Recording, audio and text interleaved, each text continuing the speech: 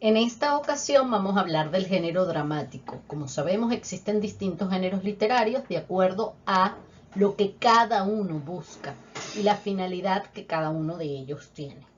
Acá tenemos pues distintos personajes asociados a, digamos, una evolución. No podemos hacer una evolución exacta y cronológica del teatro porque como movimiento artístico hay muchas variantes o muchas aristas, pero digamos procesos importantes o personajes importantes del teatro griego, lo que es la época medieval. Aquí tenemos lo que sería el teatro moderno con William Shakespeare y aquí tenemos a Ionesco con el teatro del absurdo. Esto ya lo vimos en clase, aquí les dejo la presentación comentada para aquellos que por razones de conexión no escuchaban bien, se les cortó la conexión, puedan tener allí la información.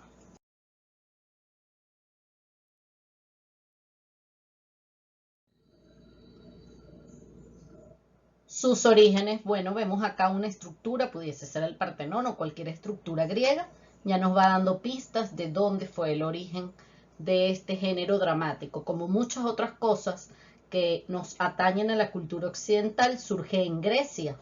Y dice aquí, fue gracias a mí.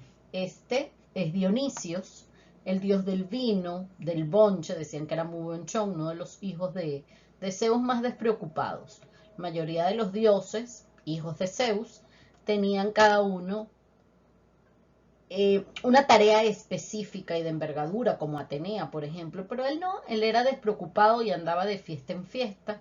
En Roma es el que conocemos como Baco, de ahí vienen las frases fiestas dionisíacas o las bacanales, son fiestas llenas de exceso, exceso en comida, exceso en bebida. Y en honor a Dionisio, a las fiestas dionisíacas, surge el teatro, porque en honor a él se hacían versos, se recreaban ciertas escenas en donde incluso se imitaban a dioses, héroes, mortales, y entonces era reflejar un poco la sociedad de aquella época, esa sociedad guerrera, como una forma de diversión. Entonces tiene sus orígenes aquí y fue trasladándose, por ejemplo, como herencia a Roma, lo que sería la cultura grecorromana, y así sucesivamente en las distintas épocas, como una finalidad de ser retrato de esa realidad o de la sociedad. Dentro de las características o rasgos principales podemos tener que este género dramático va a presentarse mediante diálogos. En efecto, pueden haber monólogos. Eso de los monólogos y que ahorita existan tantos monólogos en el teatro es una tendencia más actual. En algunas sociedades se da porque requiere de menor presupuesto para hacerlo, o también por la necesidad de contar cosas que le pasan a un individuo y en el que se sienta reflejado otros individuos, pero a título personal, no como sociedad. Pero lo común es que haya diálogos. No existen narradores. Algunos introducen en actos culturales, por ejemplo, los que hacían en el colegio, en la primaria, en preescolar, algún narrador que sea como un hilo conductor, pero eso no es propio del teatro. En el teatro lo que hay es acción. Los personajes son los que van contando cosas a través de las acciones. Incluso las acotaciones, donde diga, lo dijo sarcásticamente, se acercó abriendo la puerta, que van entre paréntesis o en cursivas, son acotaciones para el actor que va a interpretar ese papel las haga, es decir, para que haga acciones a medida que va diciendo algún fragmento o algún parlamento en específico. Estas obras son representadas en una estructura física que se conoce con el nombre de teatro, y de allí que por relación o asociación uno diga voy al teatro o escribí una obra de teatro o voy a representar una obra de teatro. Pero realmente el género se llama dramático. Al igual que en el género lírico, predomina la función poética. ¿Por qué? Porque a través del simbolismo, de la metáfora, en general la literatura lo hace, pero aquí lo vemos más presente. Desde las luces que se van a colocar y los colores utilizados en ellas, el vestuario y los colores utilizados en el vestuario nos van a decir algo de manera simbólica. Y además porque es el yo expresándose. Recuerden lo del yo poético que vimos en el género lírico. Usa la función conativa o apelativa. ¿Por qué? Porque espero respuesta del otro. Ese otro es el espectador. hay un emisor, que sería el dramaturgo, el que escribe la obra. Ese emisor se traslada a otro emisor, que será el director de teatro, que va a decir cómo lo voy a plasmar esto, cómo lo voy a montar en las tablas, como dicen en las personas de teatro. Y ese emisor director traslada toda su idea a los actores. Entonces los actores son los que se convierten ahora en emisores. Y esos emisores actores van a dar un mensaje a un receptor o unos receptores, que son el público. En el teatro se espera la reacción inmediata del público. Es distinto a lo que espera un narrador o un poeta. Cuando yo me estoy leyendo una novela de García Márquez, de Rómulo Gallegos, Carlos Ruiz Zafón, yo no tengo allí al autor para irle comentando qué me pareció. Puede ser que se dé posteriori algún tipo de conversación con este escritor, si este estuviese vivo y se tiene la oportunidad de un conversatorio. Pero no hay una respuesta inmediata como acá. Aquí se espera la respuesta inmediata a través de la risa, de un llanto, incluso de ver caras incómodas, porque no existe un dramaturgo que escriba nada más para ser leído. Los dramaturgos, cuando escriben una obra de teatro, es con la finalidad o con el deseo de que eso se represente en las tablas. Que podemos conseguir libros en donde tengamos Hamlet, Romeo y Julieta, Sueño de una noche de verano, existen para aquellos estudiosos de la literatura y para los que hacen teatro, puedan tener los parlamentos, pero la finalidad en sí es la de ser representado. Existen los subgéneros mayores, digamos, estos son los tres géneros dramáticos o subgéneros dramáticos más importantes, como es la tragedia, la comedia y el drama. Por lo general uno dice, no, eso es un drama y asocia con tragedia, pero en cuanto al teatro como tal, no es tan correcto porque hay unas diferencias. Veamos primero nuestros extremos. En la tragedia hay un tema serio. Puede ser que se muestre las sociedades guerreras, que se muestre lo que está sucediendo allí. En el drama un tema contingente, no quiere decir que no sea serio, pero va a ser de lo que esté sucediendo en el momento, mientras que la tragedia es un tema como más universal. En la tragedia existen héroes. El héroe tiene una meta a seguir. Cuando veamos, que recuerden que hay que ir leyendo la Odisea de Homero y veamos cómo es el viaje de un héroe, el viaje épico. El héroe va buscando subir peldaños en busca de una meta. Estos peldaños serían los distintos obstáculos con los que se presenta. El héroe puede caer y su virtud lo hace levantarse. Al mostrar este tipo de personajes de héroe, era una forma de decirle a la sociedad cuáles eran sus modelos a seguir. Mientras que en el drama los personajes son menos perfectos, digamos. Se puede ver las costuras, como se dice coloquialmente, o se pueden ver las debilidades, porque los personajes son patrones humanos. Es gente que se equivoca, gente que puede rectificar, gente que sufre. En la tragedia hay catarsis, es decir, como una expiación o una liberación. Yo voy al teatro o veo esa obra y al verla me siento identificado, veo identificada mi sociedad, me compadezco así de ella, de cómo estamos viviendo, siento temor porque se pueda terminar así. Entonces hay como una liberación, es como lo que se llama hacer catarsis.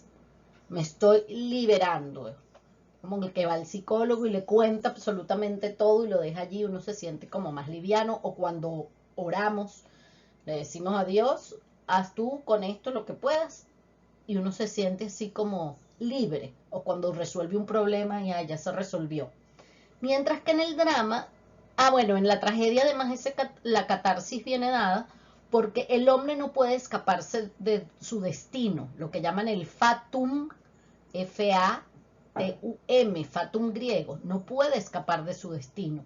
El destino está marcado por los dioses, de hecho es revelado en el oráculo, y de eso no se puede escapar. Lo vemos en casos como Edipo Rey, el oráculo le reveló a su padre y a su madre que él se iba a enamorar de su mamá, iba a matar a su padre para estar con la madre, porque no iba a saber quién era su madre, por lo que su mamá y su papá deciden dejarlo, hay una versión que dice en un bosque, para que no se criara allí, pero al pasar los años, Edipo, porque eso estaba escrito en el oráculo, ese era su fatum, llega a su reino, a lo que era su reino, en efecto se enamora de su mamá, mata a su padre, y al enterarse y darse cuenta de que el oráculo se había cumplido, se arranca los ojos. De ahí viene lo del complejo de Edipo. Mientras que en el drama, el hombre es el dueño de su destino. Las acciones que haga el hombre van a determinar su destino. En la comedia hay un tema con crítica social. Los personajes son arquetipos, personajes que yo puedo identificar dentro de la sociedad. Entonces, el borrachito, la señora chismosa del pueblo, y donde uno la ve, uno lo puede identificar en cualquier parte, incluso hasta del mundo. Busca provocar risa. Y en esa risa viene una crítica, es como las caricaturas, un dibujo donde se exageran los rasgos de algo para generar risa, pero además hacer una crítica. Entonces continuamos por ahí. Tenemos otros subgéneros llamados menores, incluso algunas personas, pues, o algunos teóricos consideran que no es teatro, pero la teoría literaria, basándonos pues desde la poética de Aristóteles y otros estudiosos, García Canclini, que fue un gran teórico de la literatura, nos dan cuenta pues que sí. Tenemos el sainete, es para causar risa, es muy corto, porque se usaba en los intermedios como los teloneros en los conciertos, o se usaba para finalizar una función. El entremés también es igual, jocoso y burlesco, pero aquí es una obra completa, no es un poco más larga porque no es nada más para usarlo en algún intermedio o al final de una obra. El auto sacramental muestra algo sagrado, es una pieza de teatro que va a tener carácter religioso, por eso sacramental, lo sacro, lo sagrado. En la ópera se actúa, es acompañado por una agrupación musical, por lo general la orquesta, y se canta. La zarzuela surge nada más en España. Se actúa, se canta, pero también hay partes dialogadas o habladas y está la parte musical, que es muy importante. Estos son subgéneros menores, entonces tanto los géneros mayores y estos subgéneros menores y todo lo que hemos visto hasta ahora como cultura general, y para ubicarlos un poco en lo que nosotros vamos a hacer como segunda actividad en este lapso. Que se abre el telón para investigar qué es lo que ustedes van a hacer. Habla aquí de evolución, incluso en el plan de evaluación hablaba de una línea del tiempo. Sin embargo, por ser un movimiento artístico, es difícil que hagamos una línea del tiempo cronológicamente exacta, porque el arte se va manifestando de manera diferente, incluso de acuerdo a no solo a la época, sino a la parte geográfica, a la región geográfica. Entonces, en esos símbolos que una persona de cada grupo escogió al azar para después ver cuál era el tema que le había tocado, también se los voy a colocar en Moodle para que lo puedan recordar aquellos que no pudieron tomar la anotación. Vemos es no una línea que vamos a hacer entre todo el salón de manera cronológica exacta. Por ejemplo, no está el teatro romano, sino griego, medieval, algo de Shakespeare, algo del teatro más contemporáneo, el fenómeno teatral en Venezuela. Entonces no es una línea del tiempo completamente exacta y cada grupo, como sabe, va a investigar su contexto histórico, social, político de ese tipo de teatro que le tocó, de ese movimiento de género dramático que le haya tocado, sus características generales, sus principales exponentes. Si ya yo les doy algún exponente en específico, como en el caso de Lorca o en el caso de William Shakespeare, pues sus principales obras. Y luego buscar una escena corta para que sea representada por algunos de los integrantes, incluirla allí.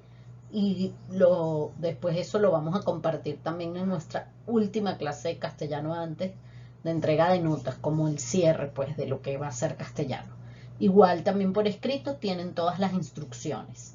¿Cómo lo van a hacer? En el plan de evaluación se habla de presentación PowerPoint, pero voy a dar libertad porque precisamente el teatro es eso, libertad y creatividad.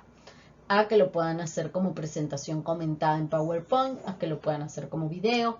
Les di ideas en donde de pronto es una entrevista, donde estoy entrevistando a William Shakespeare que vino de la máquina del tiempo, que sea agradable.